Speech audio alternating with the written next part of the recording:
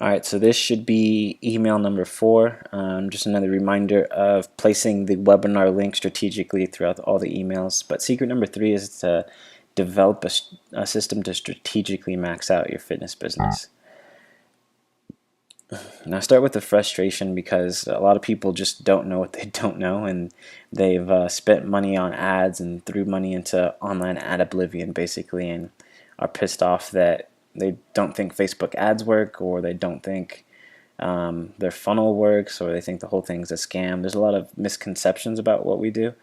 So I start off with that, and then I just say, imagine if you knew exactly what to do every day to grow your business to a level that you want. All you need is a better system.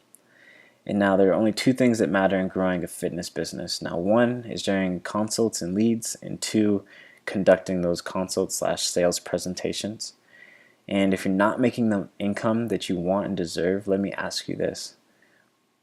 How many consultations did you do in the last 7 days? And then what did you do in the last 7 days to promote and generate consultations? Now, in the fitness business game, it's really easy to get distracted with all the flashy objects and new funnels and Valpak and tons of other things and Groupon. But the raw reality is all you really need to do is perfect these 2 things to be successful. And the most successful businesses know down to the dollar,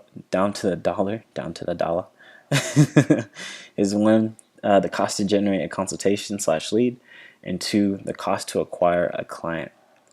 And when you have a predictable system for generating clients and you know these 2 numbers, every month is as simple as generating enough leads and consultations and having the time available to fulfill those consultations and hit your goals.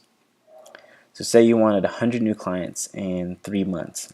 It costs you $3 to acquire a lead. You close 1 out of 10 of those leads. That's $30 cost to acquire a client. And you would need to spend $3,000 over the course of 3 months. Now, with what we talked about in the last email with tiny budget recycling, you don't need $3,000 set aside. You can have a small amount of money set aside and just keep reinvesting that money over and over again until you hit your goal. So I wanted to make sure that's recapped somewhere around here as well. And so creating your ATM, if you had a magic cash machine and every time you put in $30 and receive $200 back, how many times would you put in $30? And then I ask how much a high-end client is worth. The biggest issue I see is most fitness businesses have a broken machine, or they don't have a machine at all.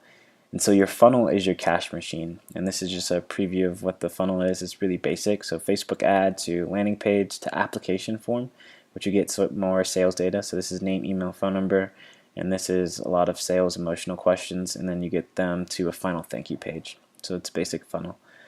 And then imagine waking up every day to 10, 20, 30 new requests to join your fitness program every day. And all you had to do was make some phone calls to sign them up.